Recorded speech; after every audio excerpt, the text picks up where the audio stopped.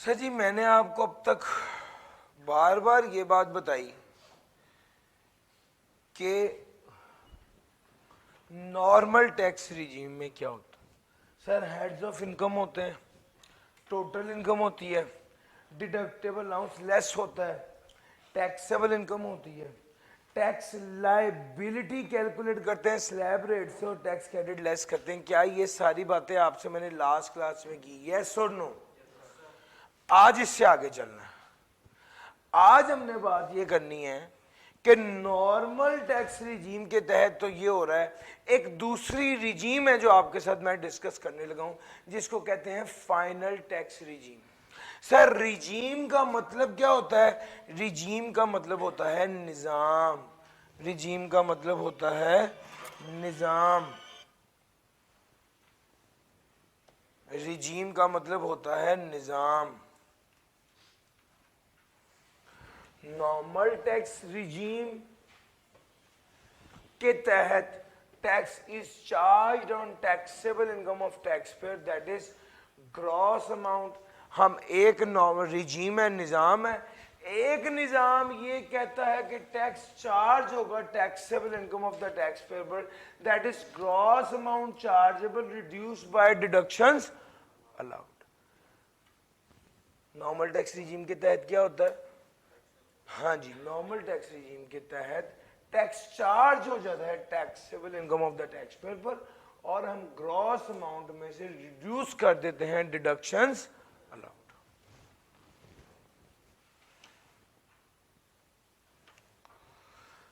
लो sir, final tax में क्या होता है? अब आपको तो पता है नॉर्मल टैक्स रिजीम की सारी स्टोरी आपने पढ़ी हुई है। अब मैं आपको फाइनल टैक्स रिजीम की स्टोरी सुनाने लगा हूं। सर, फाइनल टैक्स रिजीम की टोटल 7 से 8 बातें हैं। मैं लिखने लगा हूं, आप भी इसको उर्दू में लिखेंगे ताकि आपके दिमाग में बैठ जाए कि फाइनल टैक्स रिजीम क्या है। फाइनल टैक्स रिजीम क्या है ये मैं आपको पढ़ाने लगा।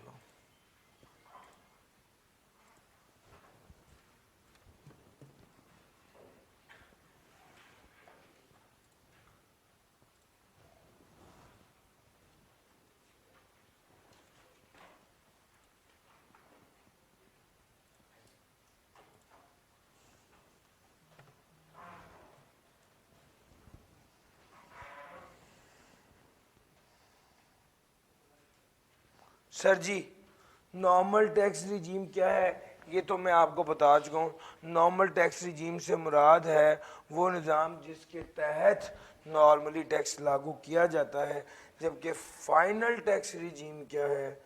Final tax regime, final tax regime क्या है उसको देखते हैं। सर जी, सबसे पहली बात है, ये वो निज़ाम है जिसके तहत फाइनल टैक्स लागू किया जाता है। निज़ाम जिसके तहत फाइनल टैक्स लागू किया जाता है, वो निज़ाम है जिसके तहत फाइनल टैक्स लागू किया जाता है।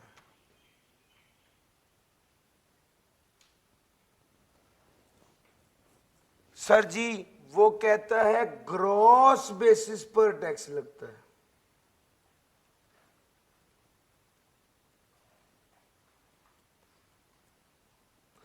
ग्रॉस बेसिस पर टैक्स लगता है, यानी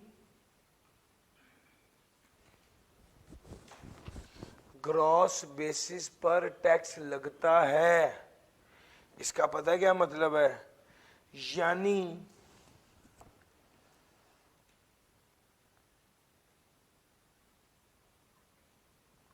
ग्रॉस बेसिस पर टैक्स लगता है, यानी कोई खर्चा लेस नहीं होता। आपको तो पता है एनटीआर इनकम में से खर्चा लेस होता है, यस और नो? लेकिन एफटीआर इनकम वो इनकम है जिसमें से कोई खर्चा माइनस नहीं होता।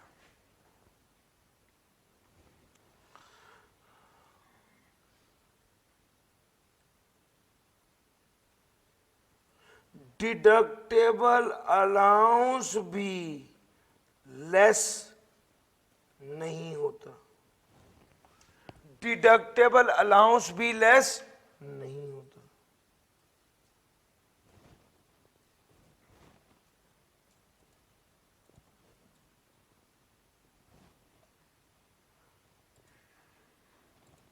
चौथी बार लिखें, कोई लॉस भी एडजस्ट नहीं होता, एफटीआर इनकम में कोई लॉस भी एडजस्ट नहीं होता।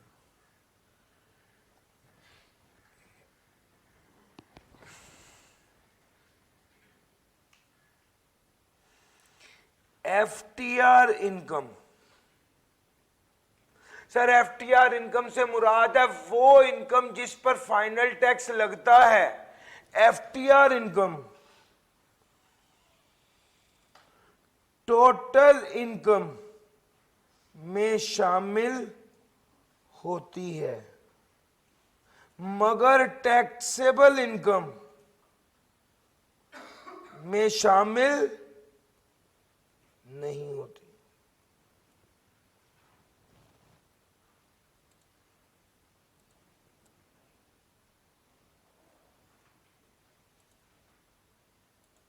टोटल इनकम में शामिल होती है मगर टैक्सेबल इनकम में शामिल नहीं होती। एफटीआर इनकम टोटल इनकम में शामिल होती है लेकिन टैक्सेबल इनकम में शामिल नहीं होती।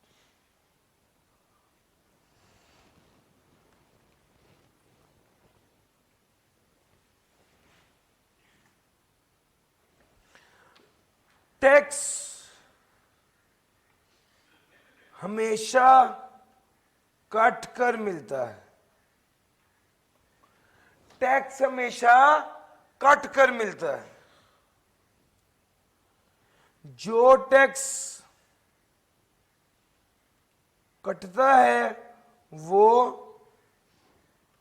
फाइनल टैक्स होता है। जो टैक्स हमेशा कट के मिलता है, जो टैक्स कटता है वो फाइनल टैक्स होता है। टैक्स हमेशा कट के मिलते हैं, जो टैक्स कटता है वो फाइनल टैक्स होता है।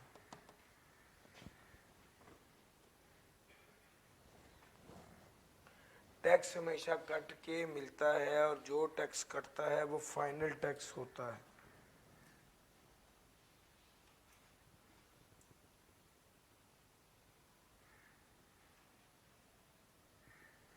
और इसे नॉन एडजस्टेबल टैक्स कहते हैं।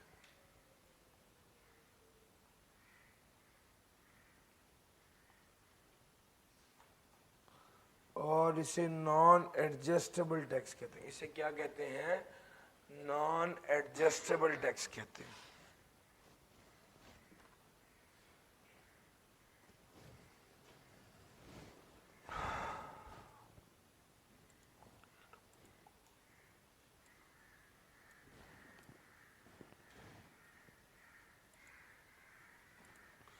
टैक्स, अच्छा, टैक्स हमेशा कट कर मिलता है, जो टैक्स कटता है वो फाइनल टैक्स होता है और इसे नॉन एडजस्टेबल टैक्स कहते हैं।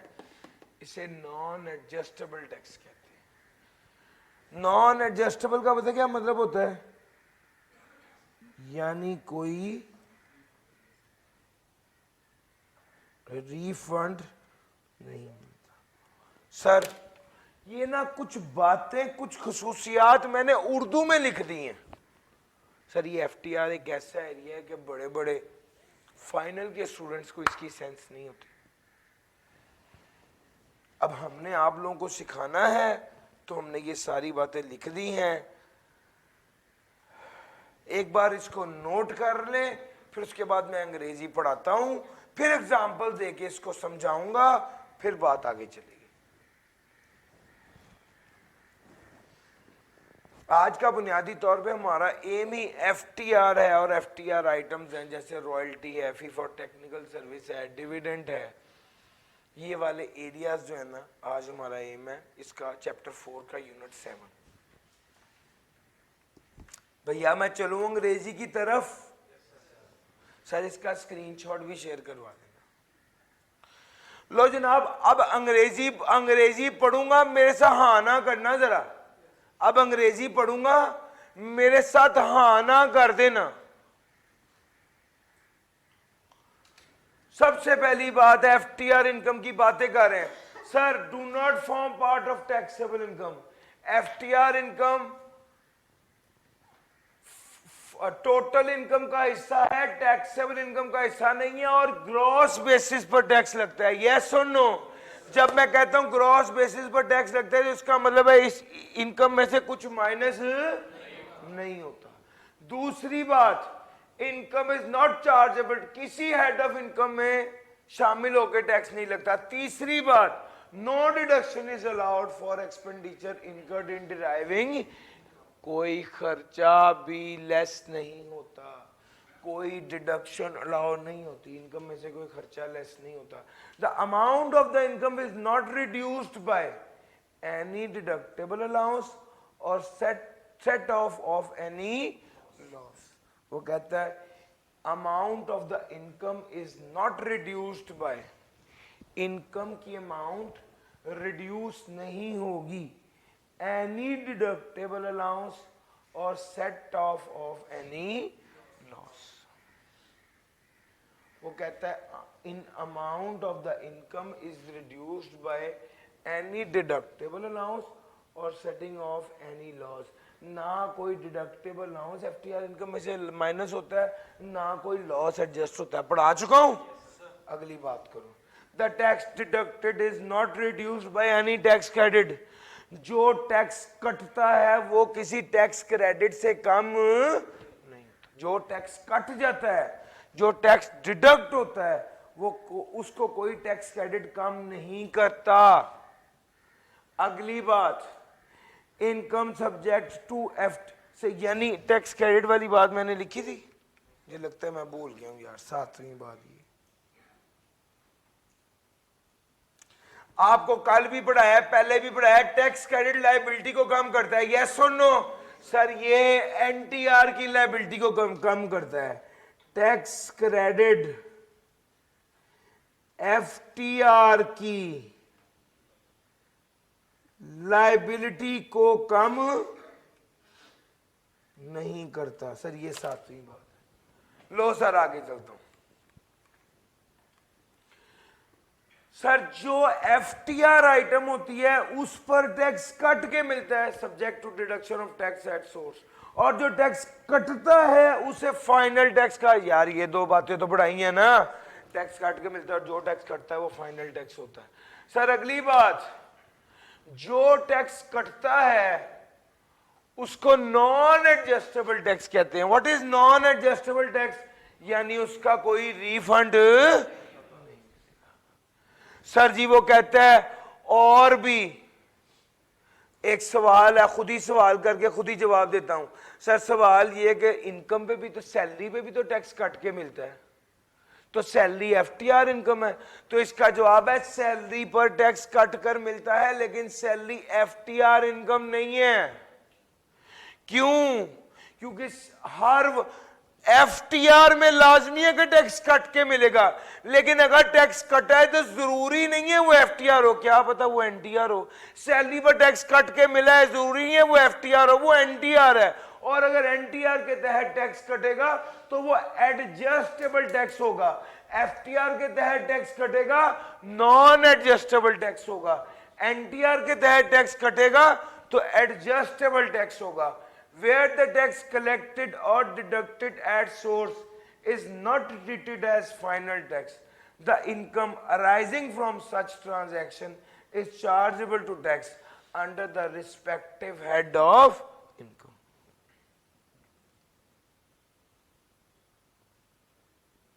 वो कहता है टैक्स डिडक्टेड और collected at source is not treated as final tax. The income arising from such transaction is chargeable to tax under the respective head of income and forms part of the taxable income. भैया जरूरी नहीं है कि tax cut के मिले वो FTR ही हो। वो कहता है अगर टैक्स कट के मिला, एफटीआर होगा तो टैक्स कट के मिलेगा।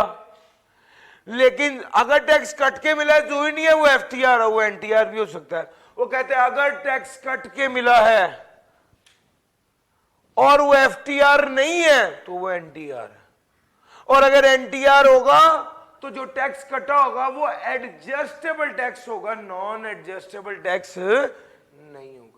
सर क्या फर्क होता है नॉन एडजस्टेबल एडजस्टेबल का? एडजस्टेबल में रिफंड मिल जाता है, नॉन एडजस्टेबल में कोई रिफंड नहीं मिलता। सर इतनी ज्यादा औसाफ और इतने ज्यादा करेक्टरिस्टिक्स तो बता दिए, इतने ज्यादा रूल्स तो बता दिए टैक्स के, एफटीआर इनकम के। हैं कौन कौन सी? गिनती की 6 चीजें। Sir commission, export, price, dividend, Pakistan source royalty of non resident, fee for technical service of non resident. ये टोटल 6 चीजें जो एफटीआर इनकम है। लो सर अब करना क्या है, जल्दी से आप एफटीआर इनकम पढ़ लीजिए, रीड कर लीजिए। मैं आपको 5 मिनट देता हूं, उसके बाद मैं आपको इसकी एग्जांपल भी कराऊंगा और फिर सेपरेट ब्लॉक आइटम करा के आगे निकलूंगा। सर 5 मिनट आपके पास है, तसल्ली से रीड करें, कुछ रह ना जाए।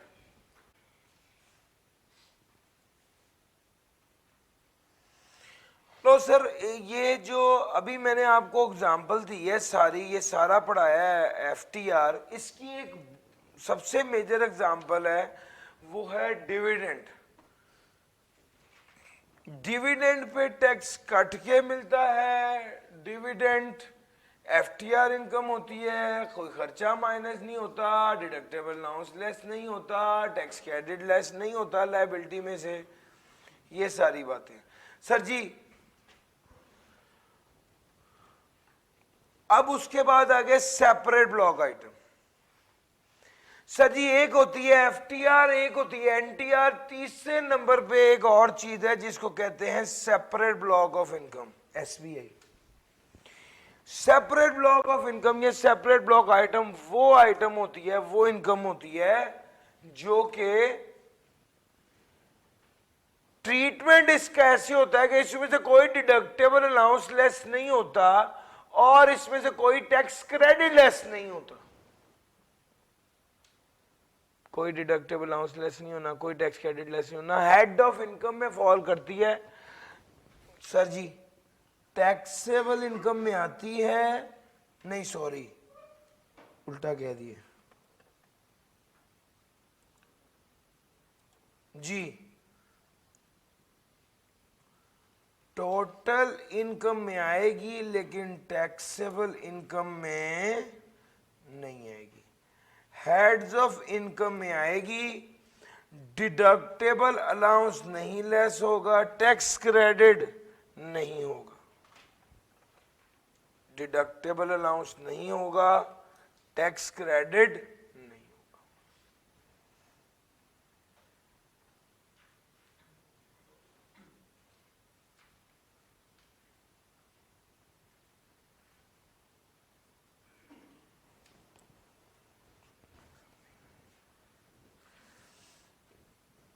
डिडक्टेबल अलाउंस नहीं होगा और टैक्स क्रेडिट भी नहीं होगा। सबसे मजे की बात है इस पर रेट लगता है सेपरेट, इसीलिए इसको सेपरेट ब्लॉक आइटम कहा जाता है। इस पर रेट सेपरेट लगता है इसलिए इसको सेपरेट ब्लॉक आइटम। एफटीआर पर भी रेट स्लैब वाला नहीं लगता, सेपरेट ब्लॉक आइटम पर भी रेट स्लैब वाला नहीं लगता। आपके सिलेबस में टोटल ये 5 चीजें हैं। टर्मिनेशन बेनिफिट और अनअप्रूव्ड ग्रेचुटी, ये अंडर द हेड सैलरी आता है, सेपरेट ब्लॉक आइटम है। Profit on debt under the other source आता है, सेपरेट ब्लॉक आइटम है। Gain on sale of immovable property और gain on sale of securities, ये under the head capital gain आता है और सेपरेट ब्लॉक आइटम है। तो भाई ये 5 आइटम्स हैं, इनके नाम को आपने क्या कर लेना है, याद ही कर लेना है। ये 5 आइटम्स हैं, इसके नाम को आपने याद ही कर लेना है।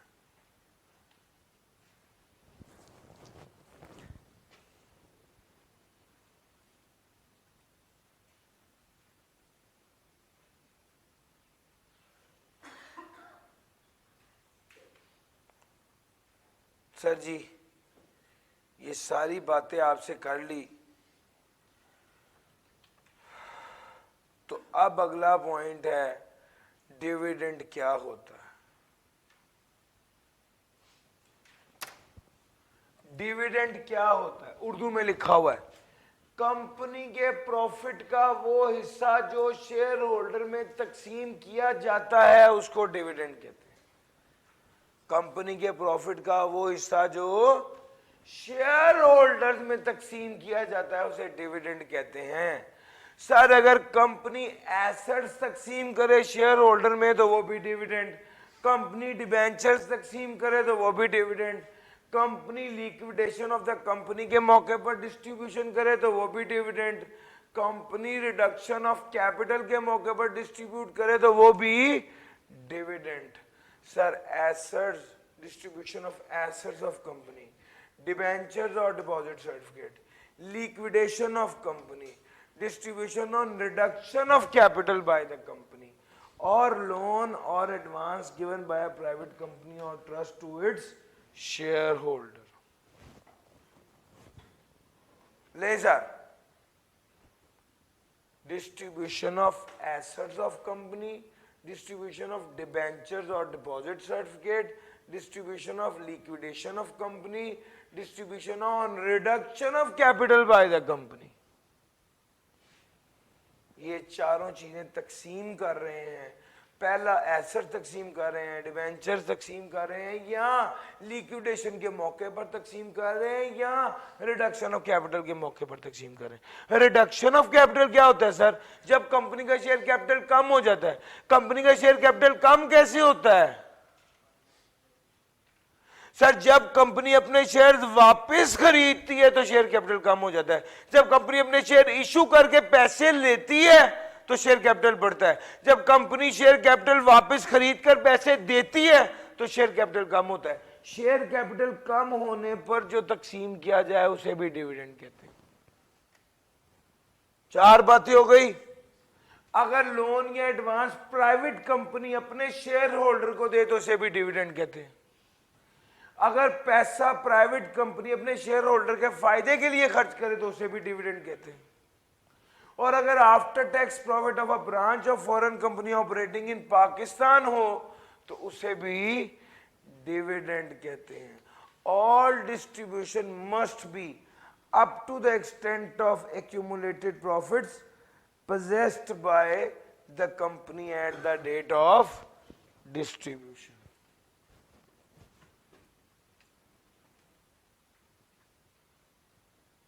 जी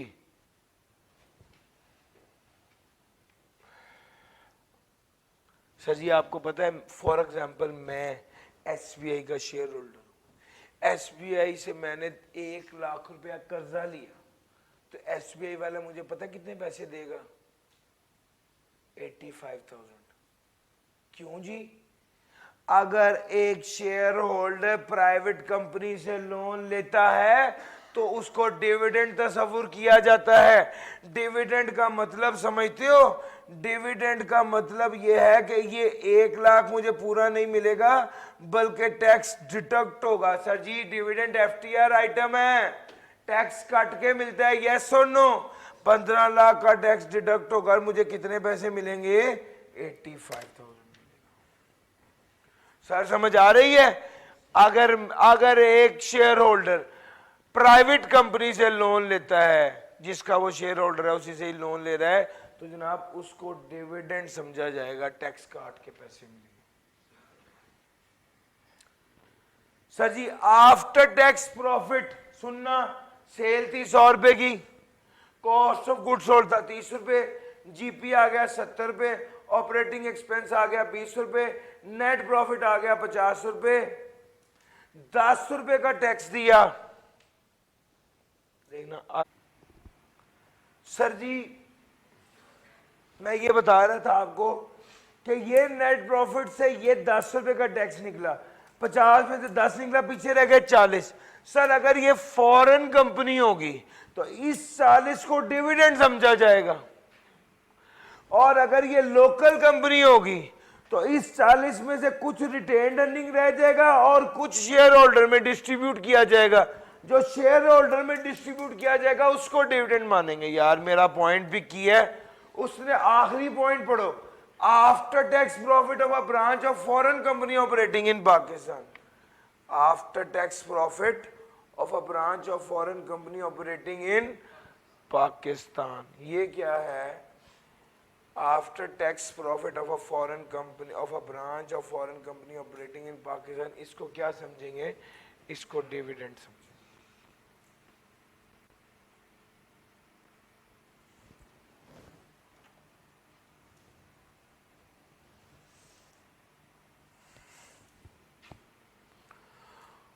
ऑल डिस्ट्रीब्यूशन, सर जी जितना पैसा एक्यूमुलेटेड प्रॉफिट या रिटेन्ड अर्निंग में से दिया गया है वो डिविडेंड होगा। अगर उससे ज्यादा पैसा दिया गया तो उसे डिविडेंड नहीं समझा जाएगा। एक्यूमुलेटेड प्रॉफिट्स में से जो पैसा दिया जाए उसे डिविडेंड माना जाता है। रिटेन्ड अर्निंग में से जो पैसा दिया जाए उसे डिविडेंड माना जाता है। उससे ज्यादा पैसा अगर दिया जाए तो उसे डिविडेंड नहीं माना। सर डिविडेंड में ये सारी बातें थी। क्या डिविडेंड है? अब डार फॉल से याद कर लोगे तो याद रहेगा। DAR fall, what is DAR? D for debentures, A for assets, R for reduction of capital, F for foreign company, A for amount expended by the company, L for liquidation of the company, दूसरा L for loan। ये 7 चीजें dividend हैं। और जो चीज dividend per FTR का rule लगता है, और FTR तो क्या कहता है? डिविडेंड पर FTR का रूल लगता है ना। और FTR क्या कहता है? टैक्स काट कर पैसे मिलेंगे, यही कहते हैं। जो टैक्स कटेगा वो नॉन एडजस्टेबल होगा, टोटल इनकम में शामिल होगा, टैक्सेबल इनकम में शामिल।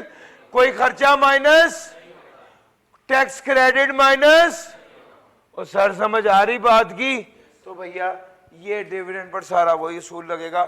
अब उसने कहा कौन सी चीज डिविडेंड नहीं है, कौन सी चीज डिविडेंड नहीं है? सर आपको अभी बताया, मैं उल्टा शुरू कर रहा हूं। आपको अभी बताया foreign company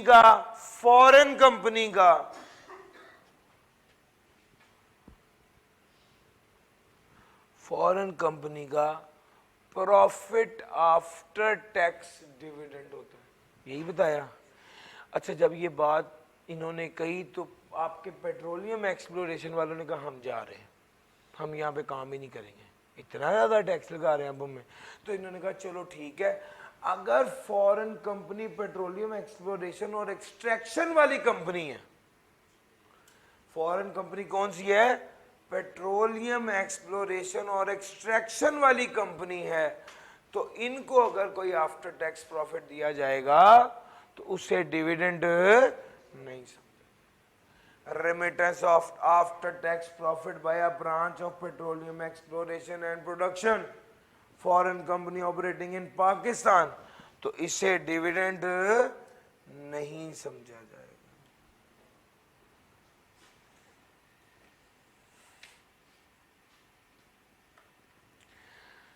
Subsequent dividend, if the payment is set off against the loan already treated as dividend।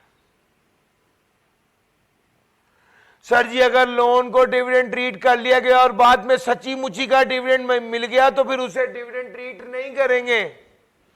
दूसरी बात है, अगर लोन को डिविडेंड ट्रीट कर लिया गया और बाद में सच्ची मुची का डिविडेंड मिल गया तो उसे डिविडेंड ट्रीट नहीं किया जाएगा। क्या मतलब? सर जी मैंने 1 लाख रुपए का लोन लिया था, मैं एसबीआई का शेयर होल्डर हूँ, एसबीआई एक प्राइवेट कंपनी है, मैंने 1 लाख का लोन लिया था, 15 लाख का लोन एडजस्ट हो गया, पीछे कितना रह गया? 85,000।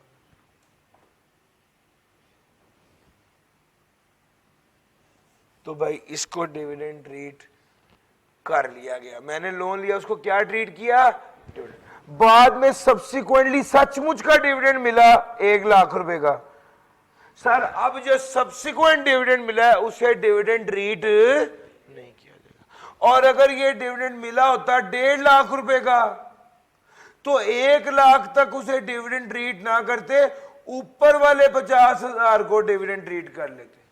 अब अंग्रेजी पढ़ो, subsequent dividend if the payment is set off against the loan already treated as, जिस हद तक वो पेमेंट सेट ऑफ होती है loan already treated as dividend से, तो उस अमाउंट को डिविडेंड ट्रीट, लाख रुपए का लोन लिया था, लाख रुपए तक के डिविडेंड को डिविडेंड ट्रीट नहीं करेंगे, लाख रुपए से ऊपर के डिविडेंड को डिविडेंड ट्रीट करेंगे।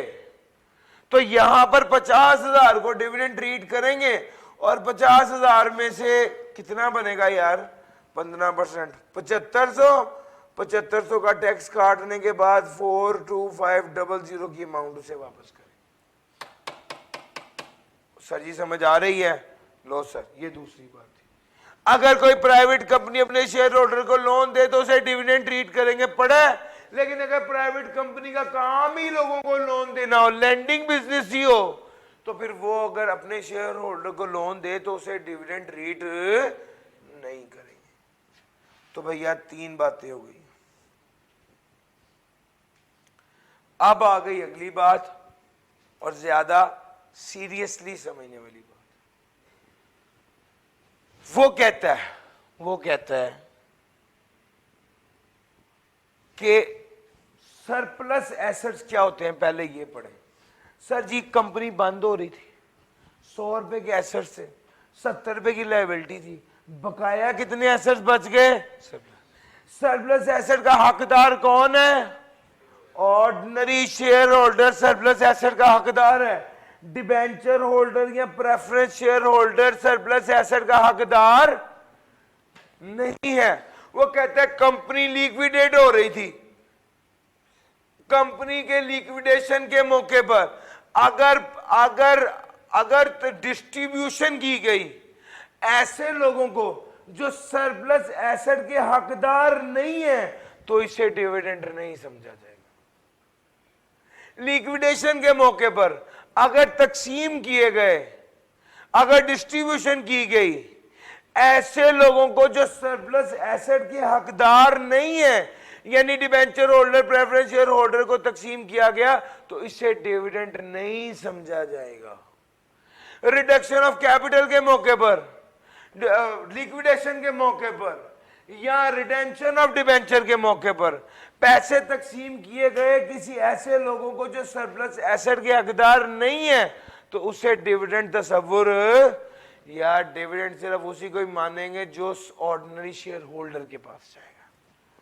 ये जो प्रेफरेंस शेयर होल्डर या डिबेंचर होल्डर के पास गया, इसको डिविडेंड नहीं माना जाएगा। सर जी 5 मिनट आपके पास है, बड़ी डिटेल से डिविडेंड पढ़ लीजिए, फिर मैं आगे चलता हूं। जी एक भाई ने कहा 3rd पॉइंट की समझ नहीं आई। ये था लोन आपने जब प्राइवेट कंपनी ने अपने शेयर होल्डर को लोन दिया तो क्या होगा, प्राइवेट कंपनी ने अपने ही शेयर होल्डर को लोन दिया तो ये क्या होगा, इसको डिविडेंड तस्वुर नहीं कर। ये प्राइवेट कंपनी ने शेयर होल्डर को डिविडेंड लोन दिया तो इसे डिविडेंड तस्वुर करेंगे और टैक्स काट के पैसे मिलेंगे। अच्छा, बाद में इसी प्राइवेट कंपनी ने सचमुच का डिविडेंड दे दिया, सब्सिक्वेंटली जो डिविडेंड मिला उसे डिविडेंड तस्वुर नहीं किया जाएगा। सर जी देखिए मेरी बात सुने, मैंने एसबीआई से लोन लिया था 1 लाख रुपए का, एसबीआई वालों ने मुझे 85,000 रुपया दिया, 15,000 टैक्स काटा है, चूंकि उस लोन को डिविडेंड ट्रीट किया है। बाद में सच्ची मुची का 1 लाख का डिविडेंड मिल गया, तो एसबीआई वाले मुझे पैसे देंगे ही नहीं। वो कहेंगे जो तुमने हमें देना था ना 1 लाख रुपया वापस, ये पैसे हमें आ गए। सर समझ आ रही है? ये जितना सेट ऑफ हो गया वो तो डिविडेंड नहीं है। उससे ऊपर अगर डिविडेंड 1.5 लाख बना था तो वो मुझे 42,500 रुपया देंगे। पहला 1 लाख रुपया तो एडजस्ट हो गया, बकाया 50,000 को डिविडेंड तस्वुर करेंगे और उस पर 75,000 का टैक्स काटने के बाद मुझे 42,500 देंगे। वो कहता है सब्सिक्वेंट डिविडेंड अगर सेट ऑफ नहीं हुआ तो उसे डिविडेंड माना जाएगा, जिस हद तक वो सेट ऑफ हो गया उसे डिविडेंड नहीं माना जाएगा। हम पार्टी ये रहे हैं किसको डिविडेंड नहीं माना जाएगा। ठीक हो गया, क्लियर हुआ कुछ? जी सर, और कोई सवाल? बाकी पढ़ें जल्दी से, सारे पढ़ लें। आगे चलता हूँ। सर मैं आपको बड़ा मुनासिब टाइम दे रहा हूँ पढ़ने के लिए और चीज़ों को पिक करने के लिए, और ये टारगेटेड है कि आप लोग यहाँ भाई पढ़ के मैक्सिमम चीज़ें यहाँ पे समझ जाएं, ठीक है, ताकि घर जाएं तो बस क्रैम करना हो, अंडरस्टैंडिंग का इशू ना हो। लो sir, rules regarding taxability. Sir dividend पे टैक्सेबिलिटी के क्या रूल्स हैं? जो एफटीआर के रूल है।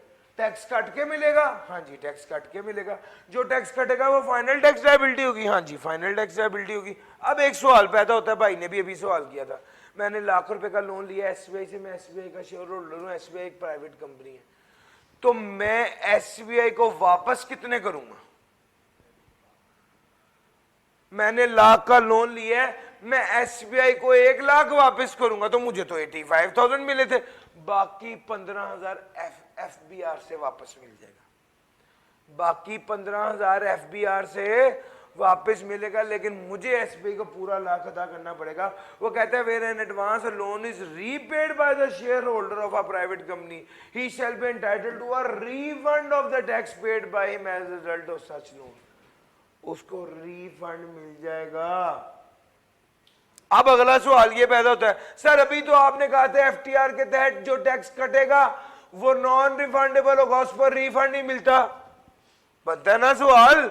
इसका जवाब है ये सचमुच का डिविडेंड नहीं था, ये ट्रीटेड एज डिविडेंड था।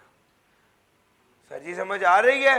ये ट्रीटेड एज डिविडेंड था, इसलिए इस पर रिफंड मिल जाएगा। लाख रुपए का लोन लिया था, 15 का टैक्स काट के मुझे 85 मिले थे, मैं जब रीपे करूंगा तो पूरा लाख रीपे करूंगा, ये जो 15 का टैक्स है ये एफबीआर मुझे वापस देगा। सर जी E9 में 2 पार्ट्स हैं, जल्दी आ जाओ जरा मेरे साथ, ये वाले पार्ट्स पढ़ो। Omega limited is engaged in the business of trading and sale of fertilisers. The company has extended loan of 2.5 million to one of its shareholders on 30 June 2010 when the accumulated profits of the company were rupees 1.8 million. Determine the amount to be treated as dividend. Determine the amount to be treated, जी determine the amount to be treated as dividend। जी बताइए sir जी, 2.5 million का loan एक private company ने अपने share holder को दिया है, तो इसे क्या ट्रीट करना चाहिए? डिविडेंड। यार यही पढ़ा रहा हूं ना। अच्छा अलबत्ता वो कहते हैं उसके पास एक्यूमुलेटेड बैलेंस ही 1.8 मिलियन है, तो चूंकि उसके पास एक्यूमुलेटेड बैलेंस 1.8 मिलियन है तो 1.8 मिलियन तक की अमाउंट को डिविडेंड तस्वुर किया जाएगा, इससे ज्यादा की अमाउंट को डिविडेंड तस्वुर। यार पढ़ाया ना, ये वाली बात कह रहा हूं। यार ये देखना, ये ना 2 बार लिखा हुआ है, अपनी किताब में भी देखो 2 बार लिखा हुआ है। ये भाई कैमरे वाले भाई ये नोट करना, अली हसन को बता देना, बल्कि इसकी तस्वीर बना ले तो बेहतर है।